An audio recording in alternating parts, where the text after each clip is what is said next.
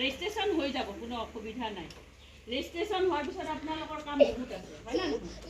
ৰাইজৰ সেৱা যেনেকৈ ধৰক আপোনালোকৰ কাৰোবাৰ ধৰক কিবা গৰীব মানুহৰ ছোৱালী বিয়া হ'ল, চবেই 10-5 টকা তুলি আমি সহায় কৰিব লাগে, হয় না নহয়?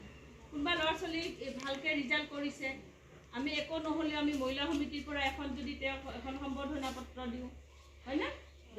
একো নহ'ল আমি 5-10টা কাগজে দিলোঁ, ভালকৈ পঢ় বাবা। আমি ইমান ডাঙৰ হোৱা নাই, মহিলা সমিতিখন সৰু মহিলা সমিতিখনত যেতিয়া চৰকাৰী একো বস্তু নাপাম, আমি সেনেকৈও কিছুমান কাম কৰিব লাগে।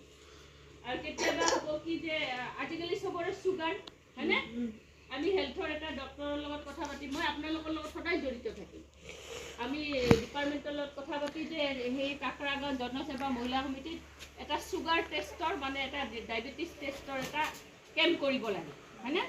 কাৰণ চব বেমাৰৰ হেৰি মূল হৈছে মাক হৈছে ডায়েবেটিছ, হা, মধুমেহ বুলি কয় অসমীয়াত, আৰু ইংৰাজীত কয় ডায়েবেটিছ। এই ডায়েবেটিছটো যদি কাৰোবাৰ থাকে, কোনো বেলেগ বেমাৰ ভাল নহয়। গতিকে আমি ফাৰ্ষ্ট আমি সেনেকুৱা এটা কেম্প কৰি ল'ম। এই আমি 2-3টা হ'ল স্কুলৰ ষ্টুডেণ্টক, তাৰপিছত আমি হেল্থ কেম্প কৰিম, হা।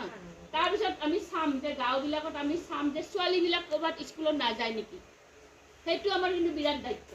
কাৰণ এটা ছোৱালী যদি শিক্ষিত হয়, এজনী ছোৱালী হ'লে শিক্ষিত হ'লে তাৰমানে কি মাক এজন শিক্ষিত হ'ল, শিক্ষিত মাকজনীয়ে বাচ্চাবিলাকক শিক্ষা দিব পাৰিব, হয়নে নহয়?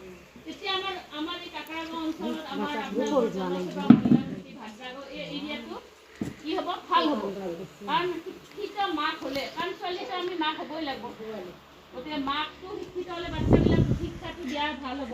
গতিকে কোনোবা ছোৱালী স্কুলত নগ'লে তাক আমি কি কাৰণত যাওঁ নাই সেইটো কৰি যেনে তেনে আমি স্কুলত